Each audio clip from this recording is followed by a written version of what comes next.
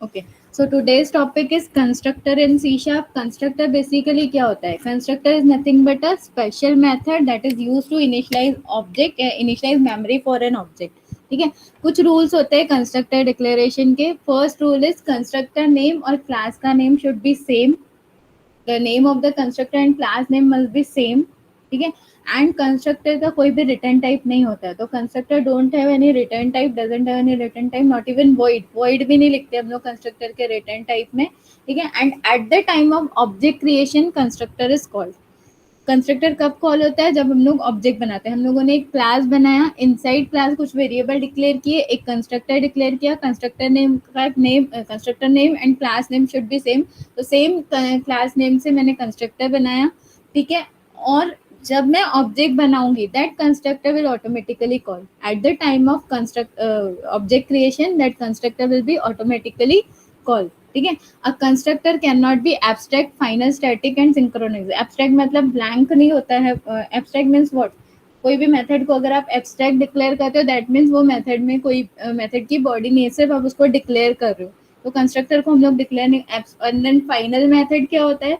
Final method वो method होता है जिसको हम ओवरराइड नहीं कर सकते हैं या रीडिफाइन नहीं कर सकते हैं, तो हम लोग उसको भी एज अ कंस्ट्रक्टर डिक्लेयर नहीं कर सकते हैं। स्टैटिक मीन्स उसको हमको ऑब्जेक्ट बनाने की नीड नहीं होती है उसको कॉल करने के लिए। तो कंस्ट्रक्टर क्या होता है कि वो कब कॉल होता है? At the time of object creation. तो हम लोग स्टैटिक भी नहीं कर सकते उसको। ठीक है, now with in class you can create only one static constructor. एक क्लास के अंदर हम एक ही स्टैटिक कंस्ट्रक्टर बना सकते हैं, क्योंकि हमें उसको ऑब्जेक्ट के थ्रू कॉल करने की नीड नहीं होती है। ठीक है, तो आप उसको स्टैटिक बना सकते हो लेकिन कॉल नहीं कर सकते हो। Now static constructor can not be parameterized. A class can have any number of constructor. ठीक है, और कितने भी नंबर ऑफ कंस्ट्रक्टर आप क्लास में डिक्लेयर कर सकते हो। Access modifier can be used in constructor declaration to control इस एक्सेस। मतलब आप उस एक्सेस मॉडिफायर के थ्रू अगर आप किसी कंस्ट्रक्टर को डिक्लेयर कर दो, जैसे पब्लिक डिक्लेयर किया, तो उसका जो एक्सेस रहेगा हर जगह रहेगा। ठीक है, प्राइवेट डिक्लेयर किया तो सिर्फ उस पर्टिकुलर क्लास के अंदर ही उसका एक्सेस रहेगा। ठीक है, all the constructor have, all classes have by default constructor. C sharp में सबका एक, हर क्लास का एक डिफॉल्ट कंस्ट्रक्टर होता है जिसमें कोई डेफिनेशन नहीं होता, but there is a default constructor. जैसे आप ऑब्जेक्ट बनाते हो वो कंस्ट्रक्टर कॉल होता है। ठीक है, तो constructor is nothing but a special member function which is used to initialize memory for an object. Class name and constructor name is same. There is no return type, not even void. At the time of object creation constructor is called. ठीक है, now constructor का एक example देखते हैं हम लोग। यहाँ पे हम लोगों ने कार नाम से एक क्लास बनाई है। ठीक है, इनसाइड कार क्लास हम लोगों ने कार नाम से एक कंस्ट्रक्टर बनाया। सबसे पहले मैंने कार नाम से क्लास बनाई, उस क्लास के अंदर एक वेरिएबल डिक्लेयर किया मॉडल नाम से। ठीक है, एंड देन एक कंस्ट्रक्टर बनाया। तो देखो कंस्ट्रक्टर में सिर्फ हम लोगों ने एक्सेस मॉडिफायर दिया है, कोई रिटर्न टाइप नहीं दिया है, और क्लास का नाम और कंस्ट्रक्टर का नाम सेम है। ठीक है, तो दिस इज माई कंस्ट्रक्टर, और जो मॉडल वेरिएबल है उसमें मैंने वैल्यू असाइन कर दी, दैट इज मुस्टैंग। ठीक है, अब मैं क्या कर रही हूँ, इस कंस्ट्रक्टर के अंदर ये मैं पहले वैल्यू असाइन कर रही हूँ मॉडल वेरिएबल में, वो वैल्यू को प्रिंट करा रही हूँ। ठीक है, तो जनरली हम क्या करते हैं, कोई भी क्लास बनाते हैं उसके अंदर मेथड बनाते हैं, उनको उन मेथड को कॉल करने के लिए हम लोग ऑब्जेक्ट बनाते हैं, ऑब्जेक्ट के थ्रू वो मेथड को कॉल करते हैं। लेकिन कंस्ट्रक्टर को कॉल करने के लिए आपको उसको ऑब्जेक्ट के थ्रू कॉल करने की नीड नहीं, आप सिंपली ऑब्जेक्ट बनाओगे वो कॉल हो जाएगा। तो यहाँ पे देखो कंस्ट्रक्टर नाम से क्लास बनाई मैंने, मेरी मेन क्लास का नाम क्या था, कार, और फॉर्ड नाम से मैंने ऑब्जेक्ट बनाया। ऑब्जेक्ट कैसे बनाते हैं? Class name, object name equal new keyword and then class name और ब्रेसेस। तो ऑब्जेक्ट जैसे ही बनाया मैंने, जब अभी देखो क्लास है, उसके अंदर वेरिएबल डिक्लेयर किया था मैंने मॉडल। ठीक है, तो जैसे ही मैंने ऑब्जेक्ट बनाया तो ये वेरिएबल के लिए मेमोरी अलॉट हो गई। ठीक है, ये एंड देन जो मैंने फॉर्ड नाम का ये बनाया ऑब्जेक्ट। ठीक है, तो ये फॉर्ड नाम का मेमोरी अलॉट हो गया, उसके अंदर मॉडल वेरिएबल है, मॉडल के अंदर हम लोग वैल्यू कौन सी दी हुई थी मैंने, MUSTANG, तो वो वैल्यू मैंने असाइन हो गई। और सिंपली असाइन होने के बाद हम लोगों ने प्रिंट भी कराया है। जैसे ही ऑब्जेक्ट बनाया ये कंस्ट्रक्टर कॉल हो गया मेरा, ये ऑब्जेक्ट बना, वैसे ही ये वाला कंस्ट्रक्टर कॉल हो गया। सबसे पहले वेरिएबल मॉडल में वैल्यू असाइन हुई मुस्टैंग, एंड देन सिंपली वो मॉडल को प्रिंट करा रहे, तो यहाँ पे आउटपुट में देखो ये प्रिंट हो गया। इसको बोलते हैं default constructor. There are types of constructor, उसमें फाइव टाइप्स आर देयर। एक होता है default constructor, parameterize constructor, copy constructor, static constructor, all this constructor, ठीक है। तो ये प्राइवेट कंस्ट्रक्टर। तो डिफॉल्ट कंस्ट्रक्टर, ये जो एग्जांपल था that was an example for default constructor, जिसमें कोई भी पैरामीटर नहीं होता है, नॉर्मली कंस्ट्रक्टर होता है और जैसे ऑब्जेक्ट बनाए आपने वो कॉल हो जाता है, ठीक है। तो these are the types of constructor, that is default constructor. Parameterize constructor में कंस्ट्रक्टर को पैरामीटर देते हैं हम लोग कुछ, जैसे अभी यहाँ पे ब्रैकेट में हम लोगों ने कोई भी पैरामीटर या आर्गुमेंट नहीं दिया ना कंस्ट्रक्टर में, ठीक है, क्योंकि ये डिफॉल्ट कंस्ट्रक्टर है। पैरामीटराइज कंस्ट्रक्टर में हम लोग आर्गुमेंट या पैरामीटर पास करते हैं। कॉपी कंस्ट्रक्टर में एक कंस्ट्रक्टर की वैल्यू दूसरे कंस्ट्रक्टर में हम लोग कॉपी करते हैं, ठीक है। प्राइवेट कंस्ट्रक्टर में अगर किसी कंस्ट्रक्टर को प्राइवेट डिक्लेयर किया तो उस क्लास के अंदर उसका स्कोप रहेगा। स्टैटिक डिक्लेयर किया तो हम लोग, मैं भी आपको आगे पढ़ाती हूँ what is static, what is private constructor. सबसे पहले डिफॉल्ट कंस्ट्रक्टर देखते हैं। तो अगेन इन्होंने ग्रीक नाम से, वो जो मैंने एग्जांपल पहले दिया उसको भी आप एज अ डिफॉल्ट कंस्ट्रक्टर का एग्जांपल यूज ले सकते हो। यहाँ पे क्लास ग्रीक बनाई, उसमें दो वेरिएबल डिक्लेयर किए, नम और नेम, ठीक है। उसके बाद मैंने कंस्ट्रक्टर बनाया ग्रीक नाम से ही। जैसे ही ऑब्जेक्ट बनेगा तो ये कंस्ट्रक्टर कॉल होगा और क्या मैसेज प्रिंट होगा, कंस्ट्रक्टर कॉल्ड, ठीक है। उसके बाद यहाँ पे देखो ग्रीक नाम से कंस्ट्रक्टर बनाया। अब यहाँ पे ऑब्जेक्ट जैसे ही मैंने बनाया, ऑब्जेक्ट बनाने के बाद क्या हुआ, ये कंस्ट्रक्टर कॉल हो गया और मैसेज प्रिंट हुआ, कंस्ट्रक्टर कॉल्ड, ठीक है। देन मैं क्या कर रही हूँ, कंसोल डॉट राइट लाइन से Greek one dot name print करा रही हूँ और Greek one dot number print करा रही हूँ। लेकिन कोई भी वैल्यू यहाँ पे पास हुई क्या, कोई भी आर्गुमेंट है क्या, नहीं। तो यहाँ पे वैल्यू क्या आई, 0 आई। और एक मैसेज भी प्रिंट होगा कि जो आप लोगों ने फील्ड डिक्लेयर की थी उसकी डिफॉल्ट वैल्यू 0 है, आपने कोई वैल्यू असाइन नहीं की है। तो ये डिफॉल्ट कंस्ट्रक्टर है। आपने वेरिएबल डिक्लेयर किए लेकिन वैल्यू, वेरिएबल तो डिक्लेयर किए, तो कंस्ट्रक्टर जैसे ही बनता है, कंस्ट्रक्टर जैसे ही आपने कंस्ट्रक्टर बनाया, जैसे ही ऑब्जेक्ट बनता है, तो ये ऑब्जेक्ट बना ग्रीक वन नाम से, ठीक है। ग्रीक वन और ऑब्जेक्ट किसका बना रहे हैं हम लोग, क्लास का। तो क्लास के अंदर जो वेरिएबल है उसके लिए मेमोरी अलॉट हो जाती है। कौन कौन से वेरिएबल है, नम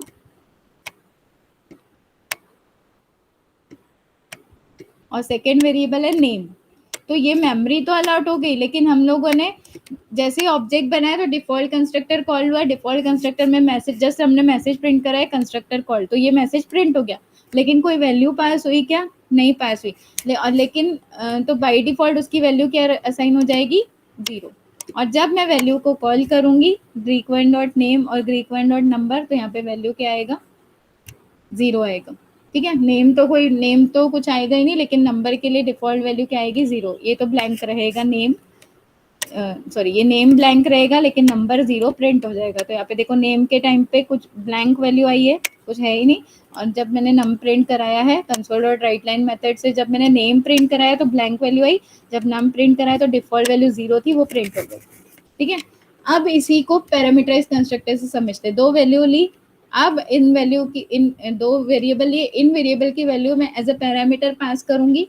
यहाँ पे देखो पैरामीटराइज कंस्ट्रक्टर, सेम प्रोग्राम में ग्रीक नाम से क्लास है, दो वेरिएबल लिए नेम और आईडी, ठीक है। तो कौन कौन से वेरिएबल है, नेम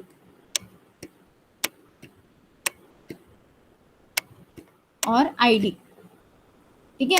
तो अब ये जो वैल्यूज है ये एज अ पैरामीटर पास होंगी, ठीक है। तो मैंने अब यहाँ पे पैरामीटराइज कंस्ट्रक्टर बनाया। कंस्ट्रक्टर कैसे बनाते हैं, क्लास के नेम से, तो क्लास का नाम दिया और यहाँ पे दो पैरामीटर पास किए, स्ट्रिंग नेम और इंटीजर आईडी। अब ये नेम की जो वैल्यू है वो कौन सी वैल्यू होगी, जो हम लोग कंस्ट्रक्टर का ऑब्जेक्ट बनाते टाइम पास करेंगे। तो ऑब्जेक्ट बनाते टाइम मैंने नेम पास किया है CFG और वैल्यू पास की है दैट इज आईडी पास की है 1।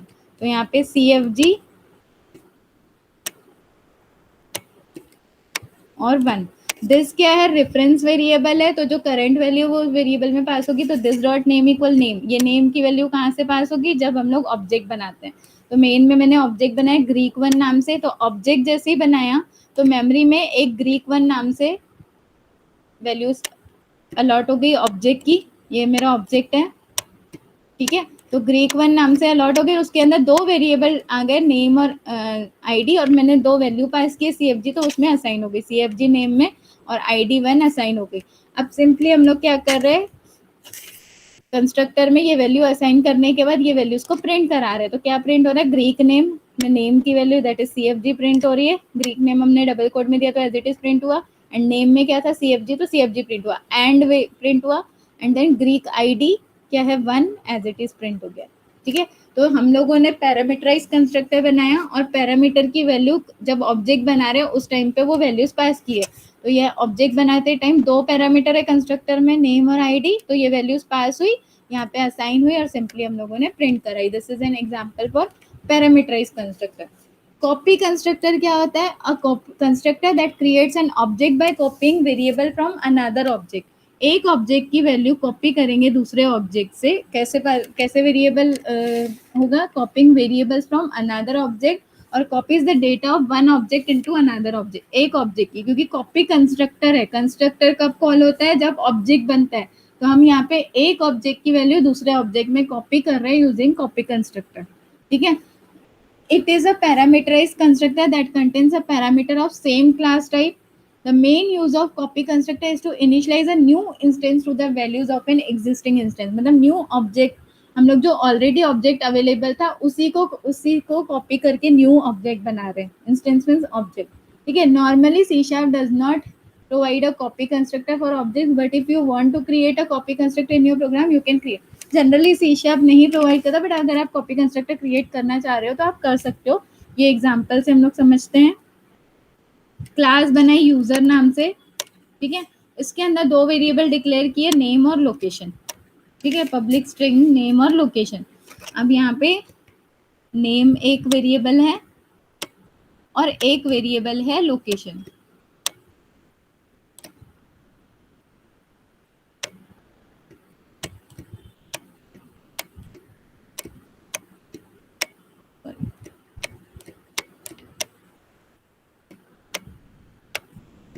ठीक है, नाउ हम लोगों ने अभी पैरामीटराइज कंस्ट्रक्टर बनाया जिसमें दो वेरिएबल पास कर रहे ए और बी। ए की वैल्यू जो भी पास होगी, ये वैल्यू कहाँ से पास होगी, जब ऑब्जेक्ट बनेगा। ठीक है, पैरामीटराइज कंस्ट्रक्टर की वैल्यू कहाँ से पास होती है, ऑब्जेक्ट बनाते टाइम वो वैल्यूज पास होती है।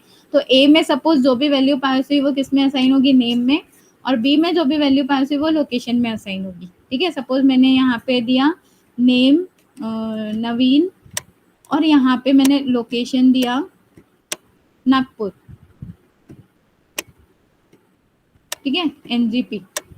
तो ये वैल्यूज किस में असाइन होगी, नेम नवीन असाइन होगा नेम में, लोकेशन NGP पर असाइन होगा लोकेशन में। ठीक है, उसके बाद कॉपी कंस्ट्रक्टर में हम क्या कर रहे हैं, यूजर इस क्लास, इसका एक ऑब्जेक्ट बना रही हूँ मैं यूजर नाम से। ठीक है, क्लास का ऑब्जेक्ट बनाया मैंने इसमें। अब इस कंस्ट्रक्टर में अब यूजर डॉट नेम, यूजर का जो भी नेम रहेगा वो किस में जाएगा, इसमें, मतलब नवीन यहाँ पे भी कॉपी होगा और लोकेशन यहाँ पे भी कॉपी होगी। समझा क्या किया, एक यूजर नाम से क्लास बनाई, उसके अंदर एक पैरामीटराइज कंस्ट्रक्टर बनाया, देन एक कॉपी कंस्ट्रक्टर बनाया सेम नेम से और उसमें यूजर का ऑब्जेक्ट पास किया एज अ आर्ग्यूमेंट। तो उसमें क्या हो रहा है कि यूजर का जो भी नेम रहेगा वो इस नेम वेरिएबल में कॉपी हो जाएगा और जो लोकेशन रहेगा उस लोकेशन वेरिएबल में कॉपी हो जाएगा। अब सिंपली हम क्या कर रहे हैं, ऑब्जेक्ट बना रहे यूजर क्लास का, उसमें नेम क्या पास किया है, सुरेश चरी, और लोकेशन क्या पास हुई है, हैदराबाद। ठीक है, तो यहाँ पे अब देखो सुरेश चरी और हैदराबाद, यहाँ पे नेम में क्या आएगा, सुरेश चरी जो भी उन्होंने दिया है और यहाँ पे हैदराबाद। ठीक है, ये जो भी वैल्यू है, एंड देन यहाँ से नेम में पास हुई, लोकेशन में। उसके बाद हमने क्या किया, ये जैसे कंस्ट्रक्टर बना है ये कॉल हो गया। कॉल होने के बाद अब मैं क्या कर रही हूँ, यूजर 1, ये जो यूजर है, ठीक है, यूजर 1 नाम से मैंने ऑब्जेक्ट बनाया और उसमें मैं यूजर की वैल्यू पास करी। यूजर में मतलब जो कॉपीड वैल्यू थी कौन सी, सुरेश चरी और हैदराबाद, जो कॉपीड वैल्यू थी वो यहाँ पे पास होगी। अब जब मैं कंसोल डॉट राइट लाइन से जब यूजर नेम और यूजर लोकेशन प्रिंट करा रही हूँ तो सेम प्रिंट हो रहा है, यूजर 1 नेम और यूजर 1 लोकेशन करा रही हूँ तो सेम प्रिंट हो रहा है। यहाँ पे यूजर 1 नाम से ऑब्जेक्ट बना जिसमें कौन सी वैल्यू पास हुई, यूजर की। यूजर में कौन सी वैल्यू थी, यूजर 1 नाम से ऑब्जेक्ट बना, यूजर में कौन सी वैल्यू थी, नेम की, सुरेश, और लोकेशन क्या थी, हैदराबाद, वो यहाँ पे पास हो गई। ठीक है, तो कॉपी हो गई। अब जब मैं यूजर से प्रिंट करा रही हूँ तो नेम और लोकेशन सेम प्रिंट हो रहा है, यूजर 1 से जब प्रिंट करा रही हूँ तो सेम प्रिंट हो रहा है, ठीक है। So if you observe above example, we created an instance of copy constructor that is user1. Copy constructor का मैंने object बनाया using an instance of user object as a parameter type, ठीक है। कैसे मैंने यहाँ पे user1 नाम से copy constructor का क्या बनाया, object बनाया और उसको as a parameter user को पास किया, तो यूजर में जो भी वैल्यूज थी वो user1 में चली गई, तो सेम वैल्यूज यहाँ पे कॉपी हो गई, ठीक है। So the parent properties of user object will be send to the user one. This is an example for copy constructor, एक ऑब्जेक्ट की वैल्यू दूसरे ऑब्जेक्ट में हम लोगों ने कॉपी की। नेक्स्ट आता है private constructor. A constructor is created with private specifier is known as private constructor. जब हम लोग प्राइवेट स्पेसिफायर से जो भी कंस्ट्रक्टर क्रिएट करते हैं उसको प्राइवेट कंस्ट्रक्टर बोलते हैं। It is not possible for other classes to derive from this class and also it is not possible to create instance of this class. अगर आपने किसी क्लास को, किसी कंस्ट्रक्टर को प्राइवेट बनाया है तो जिस क्लास में वो कंस्ट्रक्टर है उस क्लास को एक तो आप इनहेरिट नहीं कर सकते, दूसरा आप उसका ऑब्जेक्ट नहीं बनाते, ठीक है। Points to be remember, it is the implementation of singleton class pattern. एक ही क्लास है जिसको हम लोग यूज कर रहे हैं। Use private constructor when we have only static members. जब हमारे पास स्टैटिक मेंबर्स कौन से होते हैं, जिनको कॉल करने के लिए हमें ऑब्जेक्ट की नीड नहीं होती है, ठीक है। तो कंस्ट्रक्टर जिस क्लास में डिक्लेयर हुआ है, ठीक है, उस क्लास को हम यहाँ डिराइव भी नहीं कर सकते, मतलब उस क्लास में हम लोग इनहेरिट नहीं कर सकते और उस क्लास का हम लोग ऑब्जेक्ट भी नहीं बनाते। तो यहाँ पे देखो ग्रीक नाम से क्लास बनाया, प्राइवेट कंस्ट्रक्टर बनाया ग्रीक नाम से ही, ठीक है। उसके बाद हम लोगों ने एक न्यू वेरिएबल लिया public static int count Greeks. Static type का हम लोगों ने काउंट ग्रीक्स वेरिएबल लिया और उसमें मैं क्या कर रही हूँ, काउंट ग्रीक्स की वैल्यू रिटर्न कर रही हूँ, ठीक है। अब मेन में मैं क्या कर रही हूँ, वैल्यू जो है काउंट ग्रीक्स की दे रही हूँ 99, मतलब एक वेरिएबल बनाया काउंट ग्रीक्स नाम से स्टैटिक टाइप का, ठीक है। काउंट ग्रीक्स नाम से एक वेरिएबल है और उसमें मैं वैल्यू कहाँ से पास कर रही हूँ, तो कहाँ असाइन कर रही हूँ, मेन में क्या है 99 वैल्यू उसमें असाइन कर दी, ठीक है। अब जब मैं Greeks underscore count method call कर रही हूँ, मतलब ये वाला मेथड कॉल कर रही हूँ, ये Greeks underscore Greeks count method call कर रही हूँ, तो कौन सी वैल्यू प्रिंट हो रही है, Greeks dot Greek count. Greeks क्या है, मेरा क्लास का नाम। ग्रीक्स काउंट को जब मैं प्रिंट करा रही हूँ तो कंसोल डॉट राइट इन ग्रीक्स काउंट की वैल्यू यहाँ पे प्रिंट हो रही है। उसके बाद मैं क्या कर रही हूँ, देखो कोई भी ऑब्जेक्ट के थ्रू एक्सेस कर रही हूँ क्या, मैं उसको नहीं कर रही हूँ, मैं डायरेक्टली वैल्यू। तो यहाँ पे क्या प्रिंट होगा,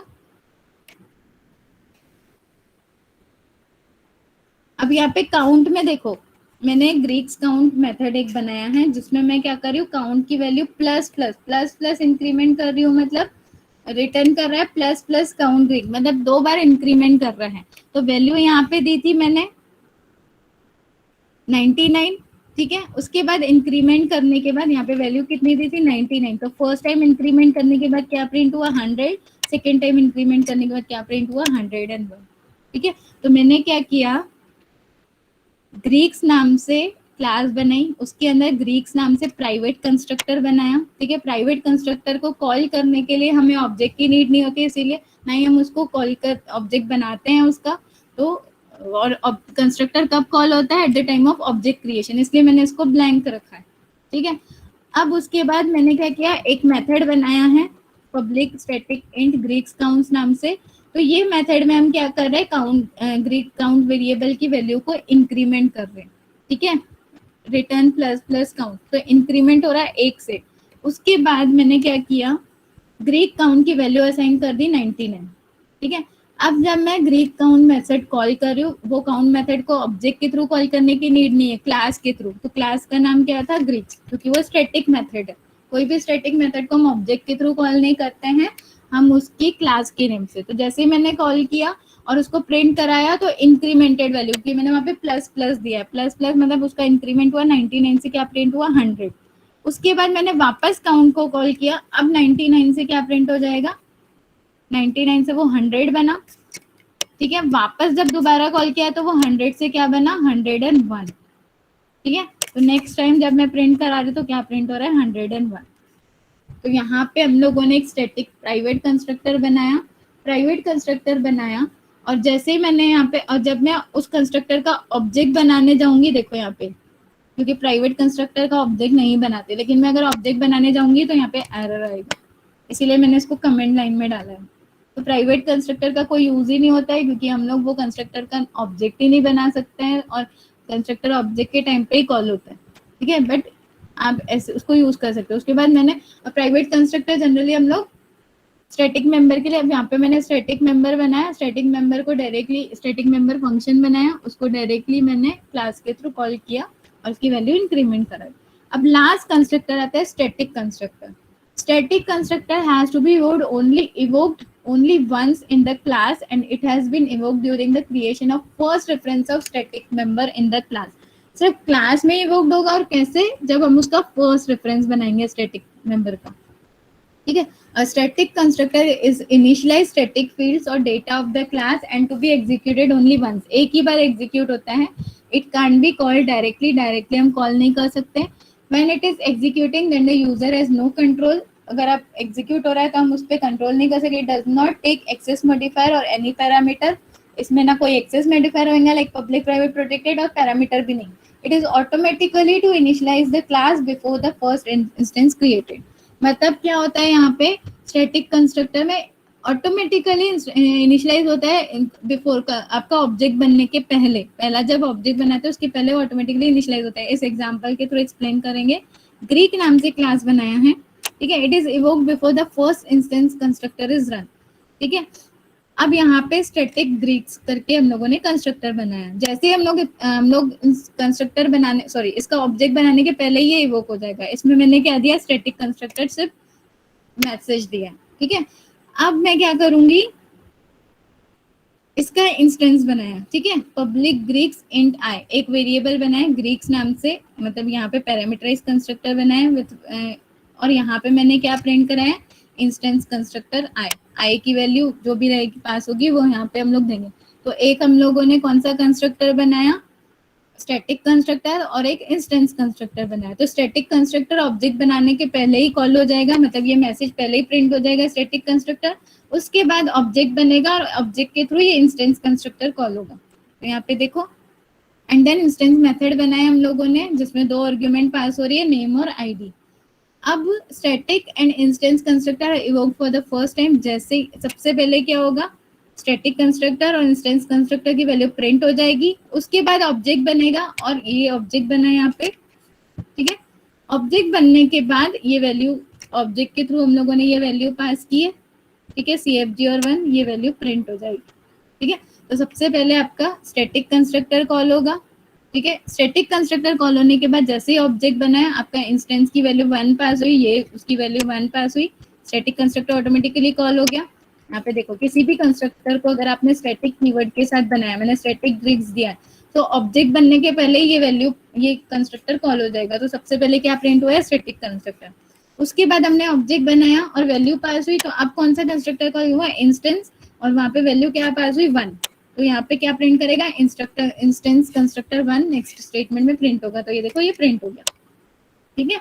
उसके बाद हम लोगों ने क्या किया, ऑब्जेक्ट 1 बनाया, ग्रीक्स 2 वैल्यू पास की। तो अब यहाँ पे नेक्स्ट टाइम इंस्टेंस कंस्ट्रक्टर की वैल्यू यहाँ पे 2 प्रिंट हो गई, ठीक है। CFG ID। उसके बाद मैंने क्या किया, कंसोल डॉट राइट लाइन से हम लोगों ने एक ग्रीक डिटेल कंस्ट्रक्टर को कॉल किया जिसमें 2 वैल्यू पास की, ग्रीक्स फॉर ग्रीक्स और 2। तो ये वाला कंस्ट्रक्टर नेम क्या दिया मैंने, ग्रीक्स फॉर ग्रीक्स, यहाँ पे पास होगा, और ID 2। तो ये यहाँ पे देखो, नेम प्रिंट हुआ है ग्रीक्स फॉर ग्रीक्स, और ID यहाँ पे 2 प्रिंट हो गई।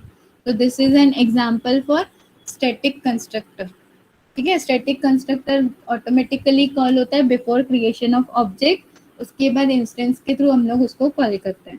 तो कितने टाइप्स के कंस्ट्रक्टर देखे, पहले तो कंस्ट्रक्टर क्या होता है, it is a special type of member function, ठीक है, which is use to initialize memory for an object, ठीक है। कैसे मेमोरी इनिशियलाइज करता है, जैसे ऑब्जेक्ट क्रिएट होगा at the time of object creation this constructor will be called, ठीक है। एंड कंस्ट्रक्टर नेम और class name should be same, there is no return type, not even void. Then उसके बाद types of constructor में हमने देखा था default constructor, default constructor में the constructor which is having no parameters, ठीक है, at the time of object creation वो कंस्ट्रक्टर कॉल हो जा रहा है, तो that is default constructor. Then parameterize constructor में हम लोग कंस्ट्रक्टर में पैरामीटर दे रहे हैं, 1 or 2 or 3 multiple parameter you can give, और उसकी वैल्यू कहाँ से पास होगी, जब ऑब्जेक्ट क्रिएट होगा। देन कॉपी कंस्ट्रक्टर में एक ऑब्जेक्ट का वैल्यू हम लोग दूसरे ऑब्जेक्ट में पास कर रहे हैं, कॉपी कर रहे हैं, ठीक है, एज अ आर्गुमेंट हम उसको पास करके कॉपी कर रहे हैं। देन प्राइवेट कंस्ट्रक्टर क्या होता है, अगर किसी कंस्ट्रक्टर को प्राइवेट बनाया तो उसको आपको कॉल करने के लिए कोई भी ऑब्जेक्ट की नीड नहीं होती है और वो कॉल नहीं होता है, ठीक है। तो यहाँ पे देखो प्राइवेट कंस्ट्रक्टर बना लेकिन कॉल नहीं हुआ।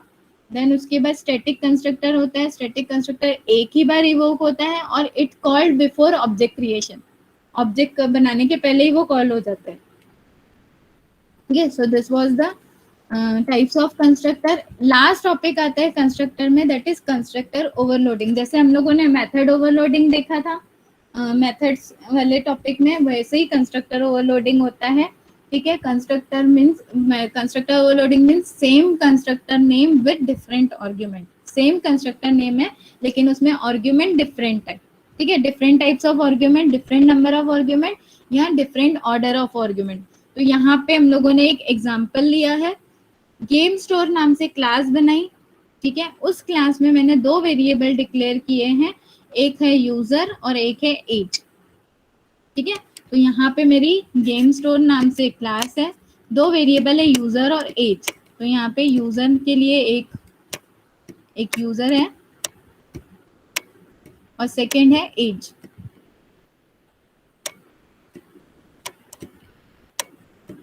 ठीक है।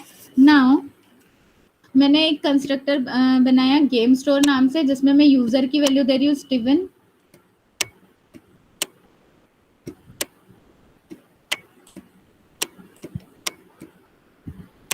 और एज दे रही हूँ मैं उसका 28, और सिंपली मैं उसकी वैल्यू को क्या कर रही हूँ, नेम और प्रिंट प्रीवियस यूजर नेम, ठीक है, previous user and he was dash year old, तो यहाँ पे प्रीवियस यूजर 0th पोजीशन पे यूजर दैट इज आपका क्या दिया है, Steven and he was 28 year old, तो ये स्टेटमेंट प्रिंट होगी, तो क्या आएगा, previous user Steven and he was 28 year old print हो गया। हम लोगों ने प्रिंट कैसे करा, डबल कोड में मैसेज दिया previous user as it is previous user print हो गया। देन 0th इंडेक्स पे मुझे क्या प्रिंट कराना है, यूजर का नेम, तो ये यूजर का नेम, तो यहाँ पे और यहाँ पे मैंने यूजर वेरिएबल दिया है, तो ये 0th इंडेक्स पे, तो यूजर का नेम क्या था, स्टीवन, ये प्रिंट हो गया, स्टीवन यहाँ पे प्रिंट हो गया। Then and he was as it is print हुआ, उसके बाद करली ब्रेसेस में 1 दिया, 1 पे मुझे क्या प्रिंट करना है, एज, फर्स्ट इंडेक्स पे, तो एज 28 प्रिंट हो गई, ईयर ओल्ड, ठीक है। उसके बाद हम लोगों ने पैरामीटराइज कंस्ट्रक्टर बनाया, ठीक है, एक कंस्ट्रक्टर है विथ नो आर्ग्यूमेंट, एक कंस्ट्रक्टर है विथ आर्ग्यूमेंट, ठीक है, जिसमें 2 आर्ग्यूमेंट पास हुई, और ये आर्ग्यूमेंट वैल्यू कब कहाँ से आएगी, जब हम लोग कंस्ट्रक्टर का ऑब्जेक्ट बनाएंगे। तो सबसे पहले मैंने जीएस क्लास का ऑब्जेक्ट बनाया जीएस नाम से, इससे बिना पैरामीटर वाला कंस्ट्रक्टर कॉल हो गया, और बिना पैरामीटर वाला कंस्ट्रक्टर कौन सा था, ये फर्स्ट वाला गेम स्कोर, यहाँ पे वैल्यू असाइन हुई यूजर की स्टीवन और 28 असाइन हुई और ये प्रिंट हो गया स्टेटमेंट। उसके बाद सेकंड कंस्ट्रक्टर कॉल किया हम लोगों ने विथ वैल्यूज क्लार्क, उसमें वैल्यूज पास की क्योंकि ये पैरामीटराइज कंस्ट्रक्टर है, ठीक है। तो कौन कौन सी वैल्यू पास की, क्लार्क और 35। तो नेक्स्ट टाइम ये वाले पैरामीटराइज कंस्ट्रक्टर में नेम क्या पास हुआ, क्लार्क, और एज क्या पास हुई, 35, ठीक है। तो जब मैंने जीएस नाम से ऑब्जेक्ट बनाया तो ये दोनों वैल्यूज असाइन हुई। उसके बाद जब मैंने GS1 नाम से ऑब्जेक्ट बनाया तो अगेन दोनों वेरिएबल के लिए मेमोरी इनिशियलाइज हुई, नेम के लिए यहाँ पे और एज के लिए। और नेक्स्ट टाइम कौन सी वैल्यू पास हुई है, नेम में क्लार्क, तो यहाँ पे क्लार्क, और एज क्या दिया, 35। तो सेम मेथड नेम है but different argument. First method में एक भी आर्ग्यूमेंट नहीं था, सेकेंड मेथड में देयर वाज 2 आर्ग्यूमेंट, ठीक है। So this is an example for method overloading. तो यहाँ पे स्टेटमेंट जब मैंने प्रिंट कराई तो नेक्स्ट टाइम देखो करंट यूजर है Clark and he is 35 year old print हो गया। ठीक है, तो आपको प्रिंट स्टेटमेंट कैसे देना है वो आपके ऊपर डिपेंड करता है। जैसे मैंने यहाँ पे दिया कंसोल डॉट राइट लाइन, ठीक है, write line is a method to print. उसके बाद क्या प्रिंट करना है तो डबल कोड में लिखो और कौन सी इंडेक्स पे, जैसे दो वेरिएबल यहाँ पे प्रिंट करना है यूजर और एज, तो आपको इंडेक्स यहाँ पे इनिशियलाइज करना पड़ेगा। और इंडेक्स कहाँ पे, जहाँ पे वो प्रिंट होना चाहिए। करंट यूजर अब मैं चाहती हूँ नेम प्रिंट हो तो यहाँ पे इंडेक्स दे दिया 0, तो 0 पे फिर, और ये डबल कोड में लिखते हैं, ठीक है। And he is first index पे, ये डबल कोड में एज इट इज प्रिंट होगा, सिर्फ 0 की जगह क्या प्रिंट होगा, जो आपने फर्स्ट आर्गुमेंट दिया है कॉमा के बाद यूजर, और जो आपको variable as it is print कराना है तो उसको डबल कोड के बाहर लिखोगे। एंड देन एज प्रिंट करना है फर्स्ट इंडेक्स पे, तो यहाँ पे एज दिया है तो देखो एज इट इज वो प्रिंट हो गया। तो this was all about constructor overloading. ठीक है, अब इनको हम लोग सारे एग्जाम्पल को एक बार प्रैक्टिकली देखते हैं। जस्ट स्टार्ट करो कंसोल, आपका स्टार्ट पे जाएंगे, माइक्रोसॉफ्ट विजुअल स्टूडियो ओपन करेंगे।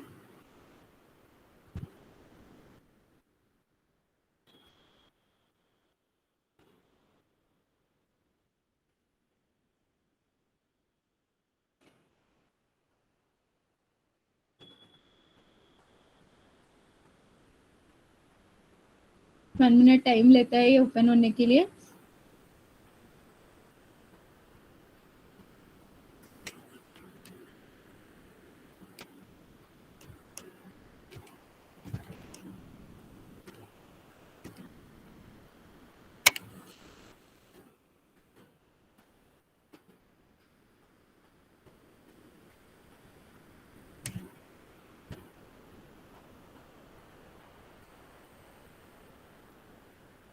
ये हो गया। देन न्यू प्रोजेक्ट पे जाएंगे। देन यहाँ पे हम लोग visual C sharp language choose करते हैं, कंसोल एप्लीकेशन ओके।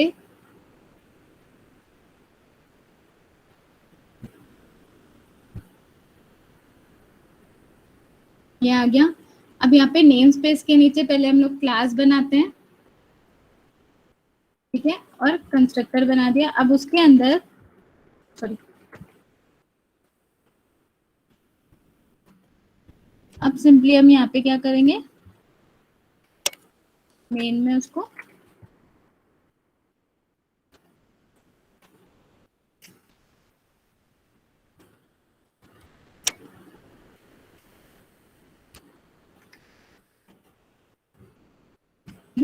इसको बिल्ड करेंगे।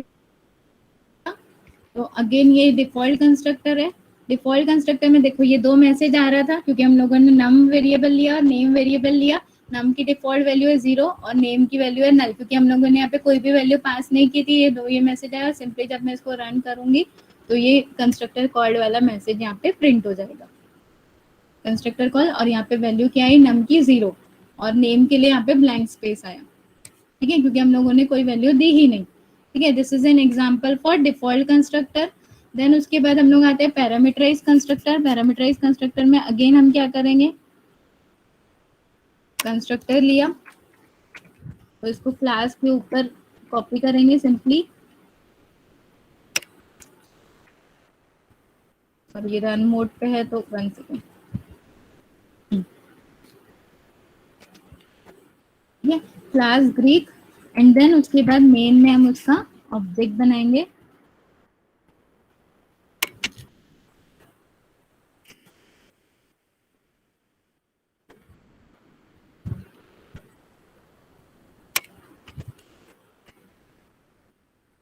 सिंपली हम इसको जब बिल्ड करेंगे, यहाँ पे हम लोग पैरामीटराइज में दो वैल्यू पास कर रहे हैं, पैरामीटर की नेम और आईडी, यहाँ पे CFG और 1 ये प्रिंट हो जाएगा। तो जब आप देखोगे तो नेम ग्रीक नेम CFG और ग्रीक आईडी 1 यहाँ पे प्रिंट हो चुका है। एज इट इज आउटपुट जो हमारा आया यहाँ पे देखो, ग्रीक नेम CFG। देन उसके बाद आपका आता है कॉपी कंस्ट्रक्टर। एक कंस्ट्रक्टर की वैल्यू दूसरे कंस्ट्रक्टर में हम यहाँ पे क्या कर रहे हैं, कॉपी कर रहे हैं। तो हम सिंपली यहाँ पे कंस्ट्रक्टर बनाएंगे, क्लास और कंस्ट्रक्टर बनाएंगे।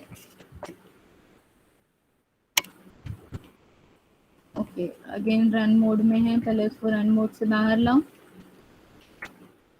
एंड देन उसके बाद हम लोग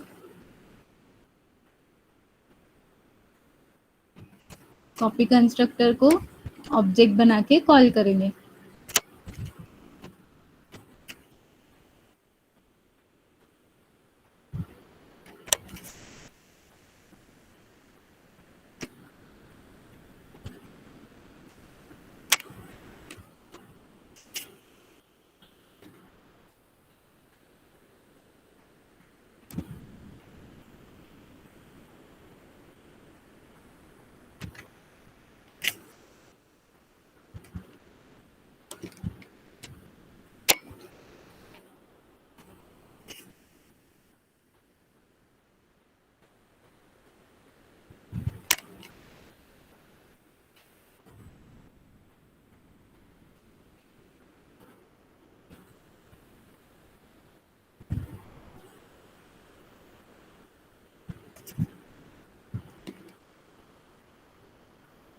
okay okay, got it, 1 second.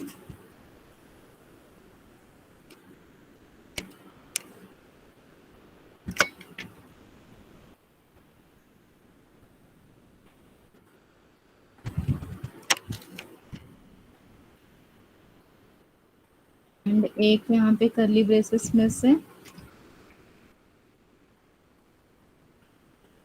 1 2 3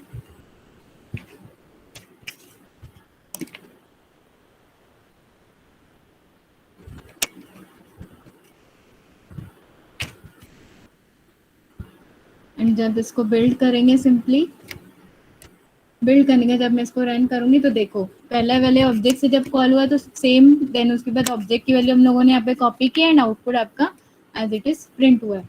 अब लास्ट नेक्स्ट वाला देखते हैं, after copy constructor private constructor.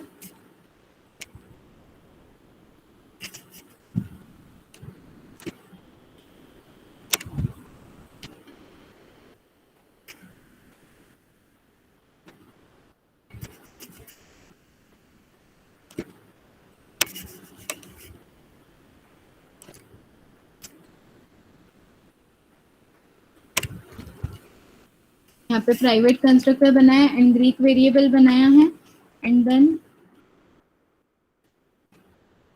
Class private constructor में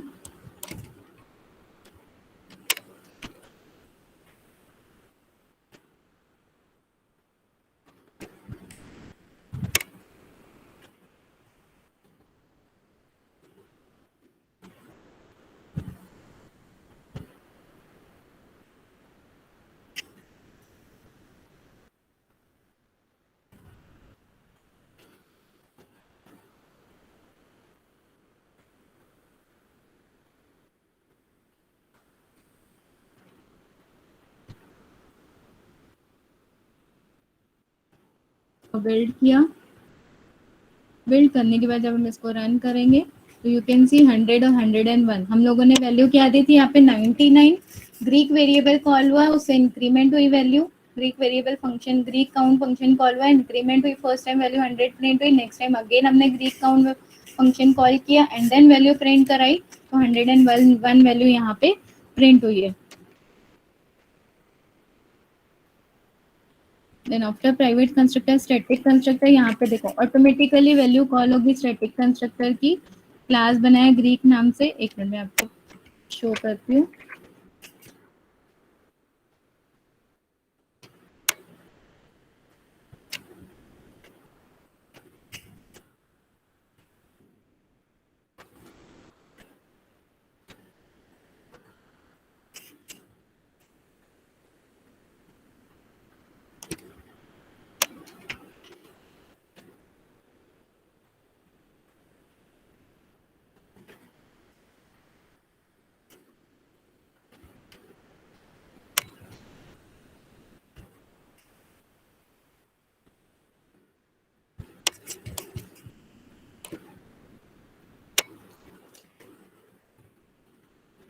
ठीक है, यहाँ पे हम क्या कर रहे हैं, सबसे पहले स्टैटिक कंस्ट्रक्टर ऑटोमेटिकली कॉल हो रहा है, उसके बाद हम लोग कौन सा इंस्टेंस वाले कंस्ट्रक्टर को कॉल करें by passing 1 value and then second time हम लोग पैरामीटराइज कंस्ट्रक्टर को कॉल कर रहे हैं बाय पासिंग 2 वैल्यूज। ठीक है। स्टैटिक कंस्ट्रक्टर को हमने कॉल किया क्या, नहीं, उसको कॉल करने की नीड नहीं होती, वो ऑटोमेटिकली प्रिंट हो जाएगा। स्टैटिक कंस्ट्रक्टर में क्या मैसेज प्रिंट है, स्टैटिक कंस्ट्रक्टर, ये देखो ऑटोमेटिकली यहाँ पे प्रिंट हो जाएगा। हमने उसको कॉल नहीं किया है बट वो प्रिंट हुआ। उसमें हमने डायरेक्टली ऑब्जेक्ट के थ्रू कौन सा कंस्ट्रक्टर कॉल किया, अब यहाँ पे देखो ऑब्जेक्ट के थ्रू कौन सा इंस्टेंस वाला, जिसमें वन पैरामीटर था, उसमें हम लोगों ने वन वैल्यू पास की, तो ये पास हो गया ये वाला, ठीक है। और उसके बाद नेक्स्ट टू वैल्यूज वाला, तो हम लोगों ने यहाँ पे टू वैल्यूज पास किए और वो वाला कंस्ट्रक्टर कॉल हो गया। लेकिन स्टैटिक कंस्ट्रक्टर को मैंने कॉल किया कि ऑब्जेक्ट के थ्रू नहीं, वो ऑटोमेटिकली बिफोर ऑब्जेक्ट क्रिएशन वो खुद ही कॉल हो जाता है। एंड लास्ट आपका आता है कंस्ट्रक्टर ओवरलोडिंग। एक हम लोगों ने विदाउट पैरामीटर वाला कंस्ट्रक्टर बनाया है इसमें, और एक हम लोगों ने पैरामीटर वाला कंस्ट्रक्टर बनाया है। और ऑब्जेक्ट मैंने विदाउट, जब मैंने ऑब्जेक्ट बनाते टाइम कोई भी आर्ग्यूमेंट नहीं दिया तो विदाउट आर्ग्यूमेंट वाला कंस्ट्रक्टर कॉल हुआ। जब टू आर्ग्यूमेंट्स दी तो आर्ग्यूमेंट वाला कंस्ट्रक्टर कॉल हो गया। This is called constructor overloading. इसका भी हम लोग देखते हैं।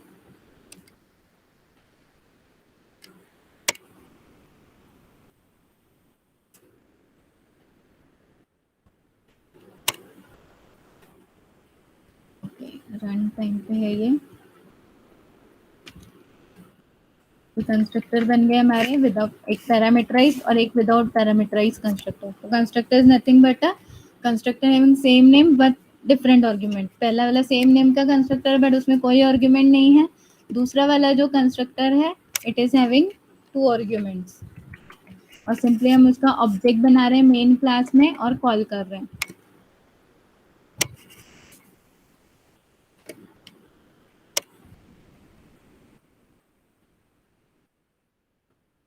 ऑब्जेक्ट बनाते टाइम हम लोगों ने जब कोई आर्ग्यूमेंट नहीं दी तो विदाउट आर्ग्यूमेंट वाला कंस्ट्रक्टर कॉल हुआ है, जब दो आर्ग्यूमेंट दी तो दो आर्ग्यूमेंट वाला कंस्ट्रक्टर कॉल हुआ है। तो ये देखो फर्स्ट टाइम आया 28 ये वाला पर मैसेज, और सेकंड टाइम ये वाला आया, क्योंकि हम लोगों ने विदाउट आर्ग्यूमेंट में इनसाइड वैल्यूज दी हुई थी और आर्ग्यूमेंट वाले में हम लोगों ने वैल्यूज आर्ग्यूमेंट के थ्रू पास की। तो this was all about construct, what is constructor, types of constructor and constructor overloading. Hope आपको आज के ये तीनों टॉपिक समझ में आए हैं।